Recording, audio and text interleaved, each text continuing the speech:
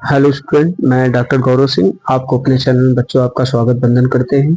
जैसे कि बच्चों हम लोग बीएससी फर्स्ट सेम में पढ़ रहे थे सेकंड यूनिट और सेकंड यूनिट साइटोलॉजी में पढ़ रहे थे और पहला यूनिट 1 शार्ट वीडियो हम लोग अपलोड कर चुके हैं। 2 वीडियो 1 शार्ट वीडियो का अपलोड किया गया है, फर्स्ट यूनिट का पूरा कंप्लीट है उसमें। उसके बाद आज दूसरा यूनिट हम लोग देखेंगे। दूसरे यूनिट में एक टॉपिक साइटोस्केलेटन हम लोग पढ़ चुके हैं। आज हम लोग डिस्कस करेंगे बच्चों माइटोकॉन्ड्रिया के विषय में। किसके विषय में डिस्कस करेंगे बच्चों? माइटोकॉन्ड्रिया के विषय में ना। चलो स्टार्ट करते हैं बच्चों। माइटोकॉन्ड्रिया सबसे पहले देखेंगे है क्या। ये एक सेल ऑर्गेनेल्स है, डबल मेम्ब्रेनस सेल ऑर्गेनेल्स ना। अब ये किसी भी एनिमल सेल का सबसे लार्जेस्ट सेल ऑर्गेनेल्स ना। एनिमल सेल का सबसे लार्जेस्ट सेल ऑर्गेनेल्स माइटोकॉन्ड्रिया और प्लांट सेल का सबसे लार्जेस्ट सेल ऑर्गेनेल्स अगर कोई पूछे तो भाई आप बताएंगे प्लास्टिड होता है। क्या होता है? प्लास्टिड। प्लांट सेल का सबसे लार्जेस्ट और एनिमल सेल का सबसे लार्जेस्ट सेल ऑर्गेनेल्स माइटोकॉन्ड्रिया ना। अब देखेंगे बच्चों इधर mitochondria thread like ORR granular microscopic body है ना। ये थ्रेड लाइक या ग्रैनुलर माइक्रोस्कोपिक बॉडी होता है, छोटा। हाँ, the term mitochondria is derive from Greek word mitos. जो टर्म माइटोकॉन्ड्रिया है वो ग्रीक वर्ड से डिराइव किया गया है ना। एक माइटोस इक्वल टू थ्रेड, कॉन्ट्रस इक्वल टू ग्रेन ना, यानी थ्रेड लाइक ग्रेन जो होता है ना, धागे नुमा जो ग्रेन होते हैं उसके जैसा होता है। अब mitochondria is a double membranous cell organelles. Mitochondria बच्चा कैसा होता है? डबल मेम्ब्रेनस, दोहरा कह सकते हैं, मेम्ब्रेन इसके ऊपर पाया जाता है। हाँ, double membrane cell organelles known as the power house of the cell. क्या कहलाता है? Power house of the cell, कोशिका का विद्युत गृह कहलाता है। Which is present in all eukaryotic cell. ये सभी यूकैरियोटिक सेल में प्रेजेंट होता है ना, except mature RBC of mammals. किसको छोड़कर? Except mature RBC of mammals and prokaryotes. Mature RBC of mammals और प्रोकैरियोट में बच्चों ये क्या होता है? ये एब्सेंट होता है ना। उसके बाद आगे देखेंगे it was first discovered by Albert one Kolliker ना इन द ईयर 1857। 1857 में ना कोलिकर नामक वैज्ञानिक ने इसको डिस्कवर्ड किया। In the voluntary muscles of flight ना, जो वायलेंट्री मसल्स होता है, फ्लाइट मसल्स जो होगा किसमें? इंसेक्ट में है ना। इंसेक्ट के वायलेंट्री मसल जिससे उड़ती है ना, फ्लाइट यानी विंग्स मसल जो होती है, उसी में सबसे पहले कोलिकर ने खोजा था। It was named bioplast by the Richard Altmann in 1886 ना। इसको बायोप्लास्ट नाम दिया अल्टमान ने 1886 में ना। उसके बाद the term mitochondria was coined by Carl Benda. Term जो माइटोकॉन्ड्रिया का बच्चा वो 1898 में किसने दिया था? वो बेंडा नामक वैज्ञानिक ने दिया था ना। अगर हम देखेंगे मार्फोलॉजी इसका बच्चों, माइटोकॉन्ड्रिया का मार्फोलॉजी देखेंगे। माइटोकॉन्ड्रिया आर द मार्फोलॉजी मतलब एक्सटर्नल बनावट, ठीक। Mitochondria are found in both in plant and animal cell, दोनों में पाया जाता है। Mitochondria shape varies in different cell. Mitochondria का जो शेप होता है कई सेल में डिफरेंट होता है। It may be circular, Oval and rocket shape. ये सर्कुलर हो सकता है, ओवल हो सकता है और रॉकेट शेप हो सकता है ना। अगर हम नंबर की बात करें बच्चों, माइटोकॉन्ड्रिया का नंबर कि कितना नंबर होता है माइटोकॉन्ड्रिया, हाँ, कि भाई किसी भी सेल में माइटोकॉन्ड्रिया का क्या नंबर होता है। Number also depend upon the metabolic rate ना। मेटाबॉलिक रेट पे डिपेंड करता है। Number of mitochondria varies in different cell. कई सेल में माइटोकॉन्ड्रिया का जो नंबर होता है डिफरेंट होता है ना। Plant cell contain less number of mitochondria. Plant cell में लेस माइटोकॉन्ड्रिया होता है, कम माइटोकॉन्ड्रिया होता है देन एनिमल ना, एनिमल की तुलना में। मिनिमम नंबर ईस्ट, क्लमाइडोमोनास और क्लोरेला नामक जो शैवाल्स होते हैं, इसमें क्या होता है? ईस्ट आपका तो ये फंजाई है, क्लमाइडोमोनास और क्लोरेला ये शैवाल है। ये सबसे कम नंबर में इन सब में पाया जाता है। और maximum number are found in the flight muscles of ना सेल्स ऑफ इंसेक्ट। जो फ्लाइट मसल्स होता है इंसेक्ट का, उसमें सबसे ज्यादा पाया जाता है मैक्सिमम नंबर। अगर हम साइज की बात करें बच्चों ना, कि इसका साइज कितना होता है, mitochondria is the second largest cellular structure. ये आपका सेकंड लार्जेस्ट सेलुलर स्ट्रक्चर है। माइटोकॉन्ड्रिया अबाउट द 0.52 से 2 mu, but maximum length reach up to 7 mu. Maximum length जो है वो 7 म्यू होता है ना। अगर हम स्ट्रक्चर की बात करें बच्चों, तो ये डबल मेम्ब्रेनस स्ट्रक्चर होता है ना। इसमें आप देखेंगे ये आउटर मेम्ब्रेन, ये इनर मेम्ब्रेन। इनर मेम्ब्रेन जो होता है वो फोल्डेड हो जाता है, फिंगर लाइक स्ट्रक्चर। इसके जो मैट्रिक्स होते हैं माइटोकॉन्ड्रिया, इसमें धस जाता है, फिंगर लाइक प्रोजेक्शन बनाता है, जिसको क्या बोलते हैं, ऑक्सीसोम ORR F1 पार्टिकल। क्या बोलते हैं बच्चा, ऑक्सीसोम या F1 पार्टिकल बोलते हैं ना। आप ये देखिए, ये एक आपका कह सकते हैं कि जो धसा हुआ रचना होता है, इसी को क्रिस्टी बोलते हैं। क्या बोलते हैं, क्रिस्टी। यानी इनर मेम्ब्रेन जो धस जाता है, फिंगर लाइक प्रोजेक्शन बना लेता है, इसको क्या बोलते हैं, इसको बच्चा आपका क्रिस्टी बोलते हैं। देख रहे हो, ये क्रिस्टी इसको बोलते हैं ना।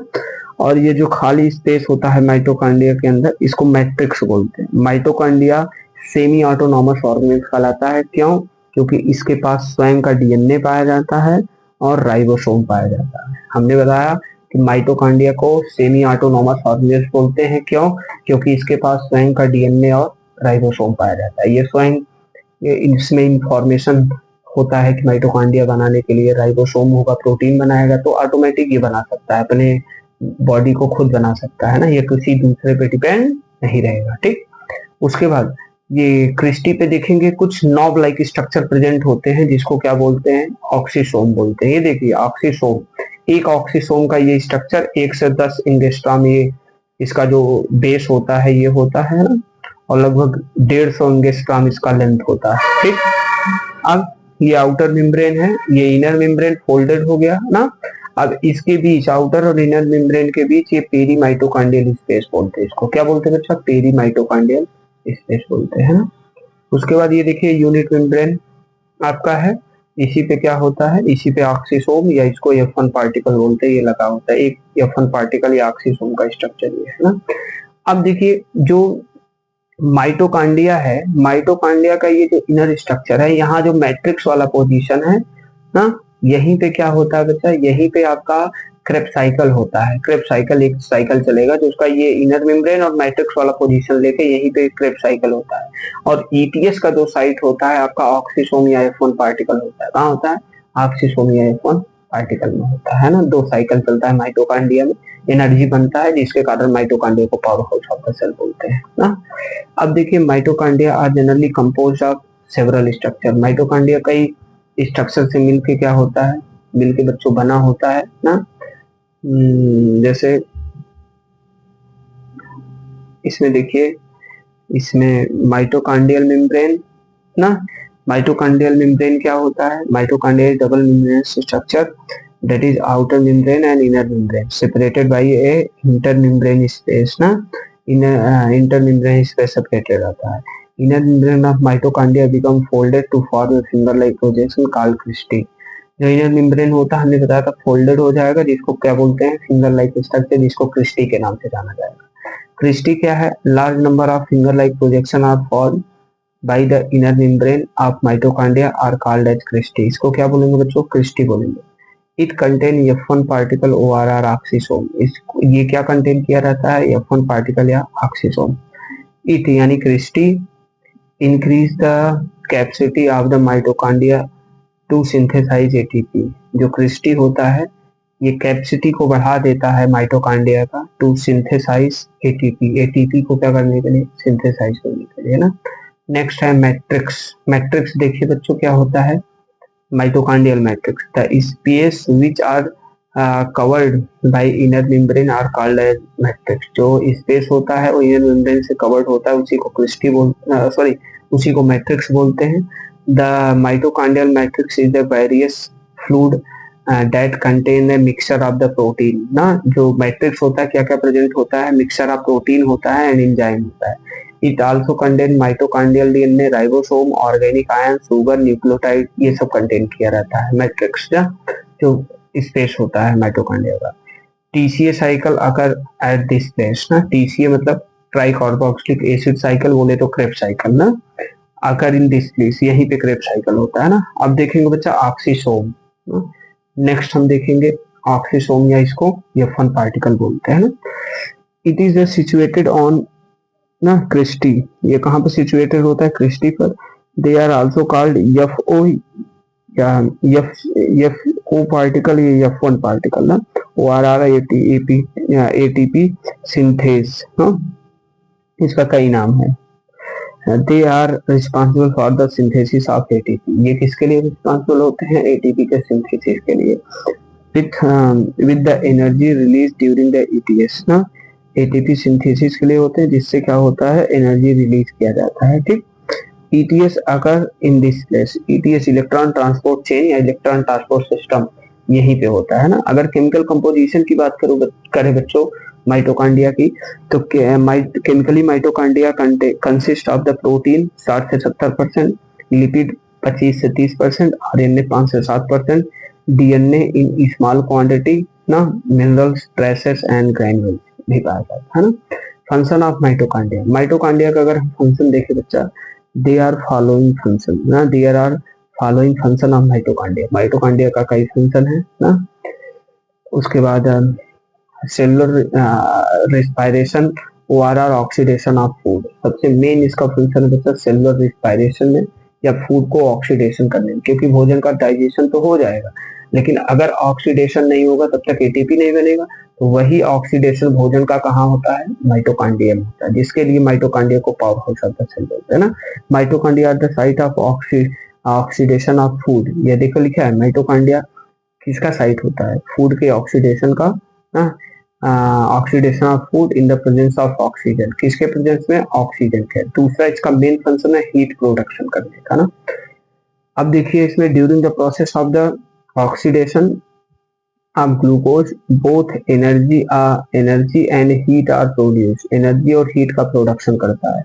38 ATP molecule are provided, 1178 kilo joule of the energy per glucose molecule ना, 1178 किलो जूल एनर्जी प्रोवाइड करेगा, यानी 38 ATP लगभग 34 से 38 ATP होता है बच्चों, जो माइटोकॉन्ड्रिया में ATP का क्या होता है? फॉर्मेशन होता है ना। How ever complete oxidation of glucose molecule produces 2810 kg joule ना, जो आपका एक ग्लूकोज मॉलिक्यूल है जो प्रोड्यूसेस कितना एनर्जी करता है? लगभग 2810 किलो जूल एनर्जी को क्या करता है? ये प्रोड्यूस करता है। ये रहा बच्चा आपका माइटोकॉन्ड्रिया। और कुछ फंक्शन है, 2-4 फंक्शन और देख लीजिए। In the sperm mitochondria form the mitochondrial spiral around the flagellum, it is the middle part of the body of sperm. जो स्पर्म होता है उसमें माइटोकॉन्ड्रिया होता है, उसको एनर्जी देने में यूज करता है ना। मेटाबॉलिज्म ऑफ फैट सिक्रीशन, ये फैट के सिक्रीशन और मेटाबॉलिज्म हेल्प करता है। Important function is to provide energy, main इसका फंक्शन होता है एनर्जी को प्रोड्यूस करना है ना। साइटोप्लाज्मिक इनहेरिटेंस, साइटोप्लाज्मिक इनहेरिटेंस में हेल्प करता है। Mitochondria is semi autonomous organs because they have their own genetic material in DNA and are capable of synthesizing protein required for their surgery ना। अपने आप ये क्या करेगा? प्रोटीन को बना सकता है, ये किसी दूसरे पे डिपेंड नहीं रहेगा ना। इसीलिए माइटोकॉन्ड्रिया को क्या बोलते हैं बच्चा? Power house of the cell बोलते हैं ना। और सेमी ऑटोनॉमस ऑर्गेनेल्स भी बोलते हैं, क्योंकि ये किसी दूसरे पे डिपेंड नहीं रहता। ठीक, तो ये रहा बच्चा आपका माइटोकॉन्ड्रिया हो गया ना। अब माइटोकॉन्ड्रिया में एक और प्रोसेस है ऑक्सीडेटिव फास्फोरिलेशन का ना, और वो ऑक्सीडेटिव फास्फोरिलेशन में ATP कैसे सिंथेसिस होता है ना, उसको जानने के लिए बच्चों हमसे आप नेक्स्ट क्लास में मिलिएगा।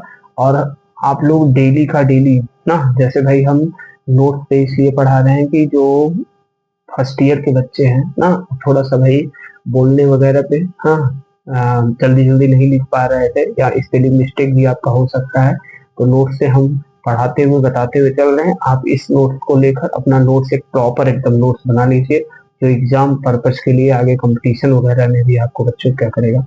हेल्प करेगा। ठीक, thank you so much all of the student.